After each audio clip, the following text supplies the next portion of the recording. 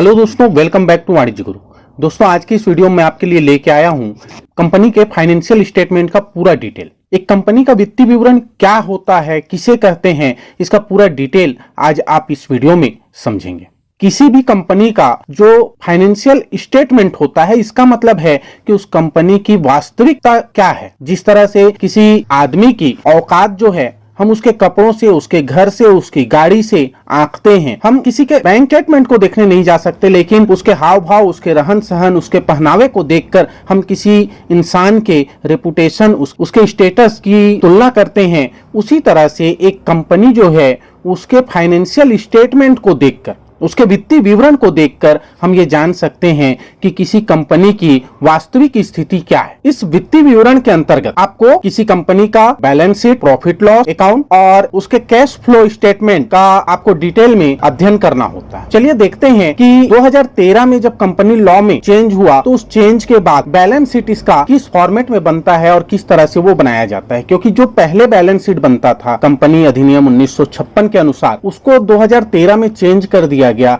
और अब एक नए फॉर्मेट में कंपनी जो है अपने बैलेंस शीट तैयार करती है। तो उसका पूरा डिटेल आज मैं आपको बताने जा रहा हूं। कंपनी जो अपना बैलेंस शीट बनाती है, वो अब सबसे पहले हम दायित्व वाला जो साइड होता है उसको हम बनाते हैं, और उसके नीचे जो है वो एसेट वाला जो साइड होता है वो बनता है। सबसे पहला हेडिंग जो होता है वो होता है इक्विटी एंड लायबिलिटीज, समता एवं दायित्व। देखिए, समता क्या होता है? समता का मतलब होता है अधिकार। ये वो दायित्व होता है जो कंपनी का अंशधारियों के प्रति होता है। इसे अंशधारियों के कोष के नाम से भी जाना जाता है। इसमें अंश पूंजी, संचय और आधिक्य आदि शामिल किए जाते हैं। सेकंड इसी का होता है दायित्व, लायबिलिटीज। कंपनी के बाहरी जो दायित्व हैं वो इसके अंतर्गत आते हैं। बाहरी लोगों के प्रति जो दायित्व होता है वो इसमें शामिल होता है। समता और दायित्व को दो हेडिंग में बांटा गया है। इनमें पहला होता है अंशधारियों के कोष। अंशधारियों के कोष में क्या क्या आता है?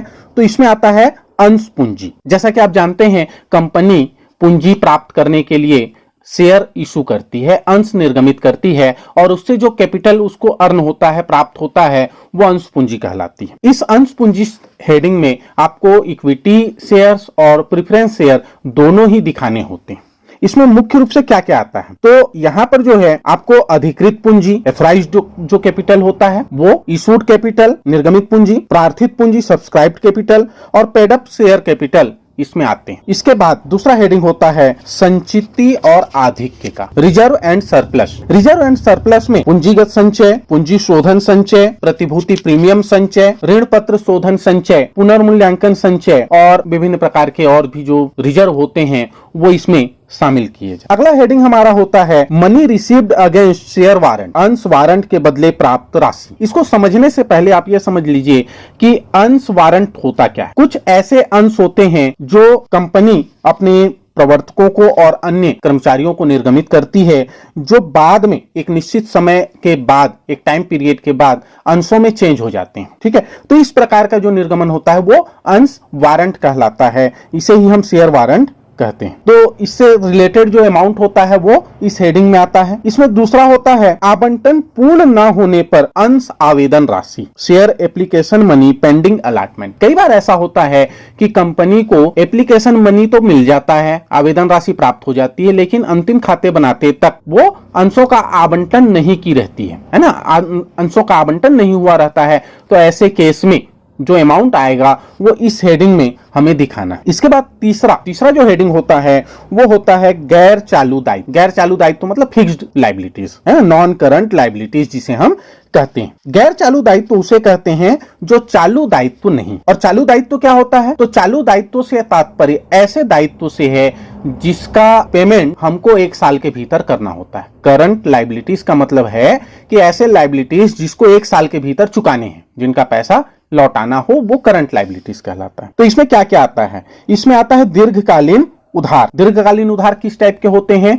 तो बॉन्ड के रूप में हो सकते हैं, ऋण पत्र के रूप में हो सकते हैं, किसी बैंक से या दूसरे लोगों से अगर हमने एक लॉन्ग टर्म के लिए कोई लोन लिया हुआ है वो इसमें आता है। स्थगित भुगतान दायित्व है, 12 महीने के बाद वापस करने वाला कोई डिपॉजिट है, निक्षेप है। ठीक है, तो इस तरह से ऐसे लायबिलिटीज, ऐसे उधार जो साल भर के बाद पेमेंट करने हो, वो दीर्घकालीन उधार में आते हैं, जिसे हम लॉन्ग टर्म बोरोइंग्स के नाम से जानते हैं। इसके बाद होता है स्थगित कर दायित्व, डिफर्ड टैक्स लायबिलिटीज। स्थगित कर दायित्व जब लेखांकन आय कर योग्य आय से अधिक हो तो स्थगित कर दायित्व उत्पन्न हो। मतलब जब हमारा जो फाइनेंशियल इनकम है वो टैक्सेबल इनकम से ज्यादा हो जाता है तब ये अमाउंट आता है और उसको इस हेडिंग में हमें दिखाना होता है। इसके बाद अगला आता है अदर लॉन्ग टर्म लायबिलिटीज, जो साल भर के बाद पे करने वाले अन्य लायबिलिटीज होते हैं, वो सब हमें अन्य दीर्घकालीन दायित्व में दिखाने होते हैं। फिर है दीर्घकालीन प्रावधान, लॉन्ग टर्म प्रोविजन। ऐसे दायित्व जिनका निपटारा 12 माह की अवधि के बाद किया जाना हो, उनके लिए जो प्रावधान बनाए गए हैं, जो प्रोविजन हमने किया है, वो लॉन्ग टर्म प्रोविजन कहलाता है। इसमें कर्मचारियों के लिए बनाए गए प्रावधान भी शामिल होते हैं और अन्य किसी भी प्रकार के जो 12 माह के बाद पेमेंट किए जाने वाले प्रोविजन होते हैं वो इसमें आते हैं। अगला हेडिंग होता है चालू दायित्व, जो 12 माह की अवधि के भीतर देय हो। करंट लायबिलिटीज से मतलब है ऐसे लायबिलिटीज जिनका पेमेंट हमको साल भर के भीतर करना होता है। इसमें पहला आता है अल्पकालीन उधार, शॉर्ट टर्म बोरोइंग्स। इसमें मांग पर देय ऋण बैंक से या अन्य लोगों से, ऐसा हमने लोन लिया हो जो मांगे जाने पर हमको भुगतान करना होगा, या दूसरे लोगों से हमने कोई लोन लिया हुआ है जो साल भर के भीतर हमको चुकाना है। शॉर्ट टर्म के लिए अगर हमने कोई डिपॉजिट जमा किया हुआ है, और जो भी दूसरे अन्य प्रकार के लायबिलिटीज हैं जिनका पेमेंट हमको साल भर में करना होता है। दूसरा होता है ट्रेड पेबल, व्यापारिक देय। मतलब जो भी देय विपत्र आदि है जिसका पेमेंट हमको साल भर में करना हो वो इसके अंतर्गत आएगा।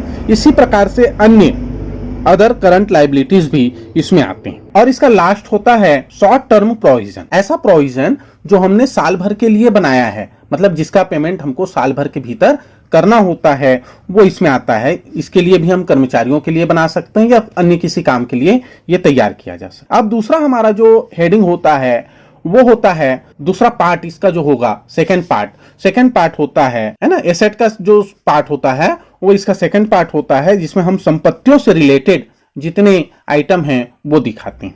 इसका पहला संपत्ति वाला जो पहला होता है वो होता है गैर चालू संपत्तियां, नॉन करंट एसेट। तो यहां पर गैर चालू संपत्तियों से आशय ऐसी संपत्तियों से है जो 1 साल के से अधिक के लिए रखा जाता है। मतलब ऐसी संपत्ति जिसको हम 1 साल से अधिक यूज करने के लिए रखे हुए हैं, वो इसके अंतर्गत आते हैं। इनमें पहला होता है फिक्स्ड एसेट, स्थायी संपत्ति। अब स्थायी संपत्ति में हम मूर्त भी ले सकते हैं, मूर्त और अमूर्त दोनों ही प्रकार की संपत्तियां, जिनको हम देख सकते हैं वो भी और जिनको देखा नहीं जा सकता, दोनों प्रकार की संपत्तियां स्थायी संपत्तियों में आती हैं। दूसरा होता है पूंजीगत चालू कार्य, कैपिटल वर्क इन प्रोग्रेस। मतलब ऐसा कार्य जो पूंजीगत प्रकृति का है और जिससे आने वाले समय में हम एक नई संपत्ति प्राप्त कर सकते हैं, जैसे संपत्ति, संयंत्र और उपकरणों के निर्माण की लागत जिसका निर्माण अभी पूरा नहीं हुआ है, वो वर्क इन प्रोग्रेस में है, काम चालू है लेकिन अभी पूरी तरह से वो तैयार नहीं हुआ। इसका अगला होता है गैर चालू निवेश, नॉन करंट इन्वेस्टमेंट। मतलब ऐसा इन्वेस्टमेंट जो साल भर से अधिक के लिए हमने किया है। इन्वेस्टमेंट 2 प्रकार का होता है, एक होता है जो लॉन्ग टर्म के लिए हम इन्वेस्ट करते हैं अपना पैसा कहीं, और दूसरा होता है जो शॉर्ट टर्म के लिए होता है। तो जो लॉन्ग टर्म के लिए हमने पैसा कहीं लगाया हुआ है, जैसे कोई हमने एसेट खरीदा हुआ है, कोई संपत्ति खरीदी हुई है, भूमि भवन है ना, या अन्य किसी प्रकार से हमने कहीं पैसा अपना इन्वेस्ट किया है रियल एस्टेट में, वो सब इसमें आता है। या इसी तरह से इक्विटी शेयर हमने खरीदा है या प्रेफरेंस शेयर हमने खरीदा है, गवर्नमेंट सिक्योरिटीज में हमने पैसे लगाए हैं, या डिबेंचर्स हमने खरीदा है, ऋण पत्र खरीदा हुआ है। तो ये सारी चीजें जो लॉन्ग टर्म के लिए होगी वो नॉन करंट इन्वेस्टमेंट में आएगी। फिर इसका अगला आता है स्थगित कर संपत्ति। जब लेखांकन आय की राशि कर योग्य आय की राशि से कम होती है। दायित्व में कब आया था? जब लेखांकन आय जो है वो अधिक, लेकिन जब लेखांकन आय कम हो और टैक्सेबल इनकम अधिक हो तो उस केस में ये संपत्ति में आता है, स्थगित कर संपत्ति के रूप में। नेक्स्ट है दीर्घकालीन ऋण तथा अग्रिम, long term loan and advance. ऐसा लोन या एडवांस जो हमने 12 माह की अवधि के बाद हमें प्राप्त होंगे, तो वो इस कैटेगरी में आते हैं। इसमें क्या क्या आता है?